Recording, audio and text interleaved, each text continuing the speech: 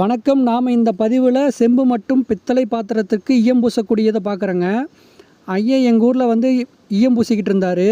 இந்த மாதிரி ஈயம் பூசக்கூடியவங்கள நம்ம சின்ன வயசில் நிறையா பார்த்துருந்துருக்கலாம். ஆனால் இப்போல்லாம் இந்த மாதிரி ஆட்களை பார்க்குறதே அரிதாக இருக்குது.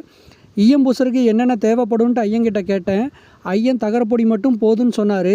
சரி என்ன பண்ணுறாருன்னு கொஞ்சம் நேரம் நின்று பார்த்தேன். ஐயன் வந்து பார்த்திங்கன்னா ஃபஸ்ட்டு நிலத்தில் ஒரு குழியை தோண்டிக்கிறாரு. அதுக்கு ஆப்போசிட் டைரெக்ஷன்லேயே அதே நிலத்தில் ஒரு குழியை தோண்டி ஒரு பக்கம் அடுப்பு கரியை நம்பிக்கிறாரு, இன்னொரு பக்கம் இந்த ஏதோ டயரில் வந்து பார்த்திங்கன்னா ஒரு காற்று பம்ப் பண்ணுற மாதிரி ரெடி பண்ணி வச்சுருக்கிறாரு. இதை வந்து பார்த்திங்கன்னா இன்னொரு பக்கம் கனெக்ட் பண்ணிக்கிறாரு. கனெக்ட் பண்ணிக்கிட்டு அந்த அடுப்பு கரியில் நல்லா நெருப்பு மூட்டி விட்டுக்கிறாருங்க. நெருப்பு மூட்டி விட்டதுக்கப்புறம் இந்த காற்று அப்பப்போ பம்ப் பண்ணி விட்டு அந்த தணலை வந்து அணைஞ்சு போகாமல் பார்த்துக்கிறாரு. அதுக்கு மேலே நம்ம ஏதாவது ஈயம் பூசக்கூடிய பாத்திரங்கள் கொடுத்தோன்னா நல்லா அந்த பாத்திரத்தை வச்சு அந்த தணல் மேலே சூடு ஏற்றி அந்த பாத்திரத்தை அதுக்கு மேலே டின்னு பொடியை லைட்டாக எடுத்து தூவி விடுறாரு.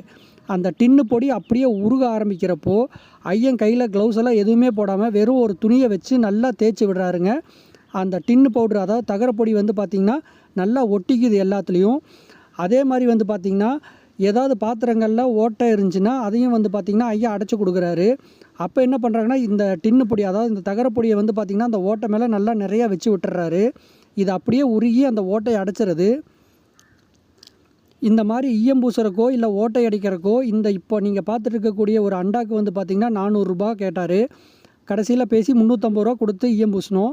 அதே பக்கத்தில் இருக்கக்கூடிய பாத்திரம் சிறுசாக ஒன்று இருக்குது பார்த்திங்களா, அதுக்கு வந்து 250 கேட்டார். 200 ரூபா கொடுக்குறேன்னு சொல்லி ஈயம் பூசினோம்.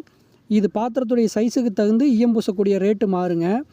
இந்த மாதிரி ஆட்கள் இப்போல்லாம் பார்க்குறது அரிதாக இருக்கிறதுனால இந்த மாதிரி நீங்கள் உங்கள் ஊரில் யாராவது ஈயம் பூசுகிறவங்களாம் இருந்தாங்கன்னா உங்களுடைய பழைய பாத்திரத்தை கொடுத்து ஈயம் பூசி வச்சுக்கோங்க. நல்லா பளபளன்னு இருக்கும். நன்றி.